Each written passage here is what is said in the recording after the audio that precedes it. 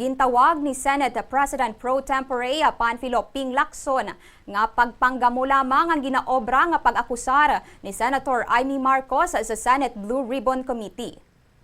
Ini kaangot sa ginapasuni ni Senador Marcos nga ginadumilian sila nga maghambal kaangot sa pag-imbestigar kay anay House Speaker Martin Romualdez. Suno kay Lacson na mas maayo nga magtambong si Marcos sa hearing kag ipresentar sini ang anuman nga ebidensya nga may ara ini para matumuok ang pakaisa sini nga si Romualdez. Dugang pa ni Lacson nga wala man sang magapugong kay Marcos.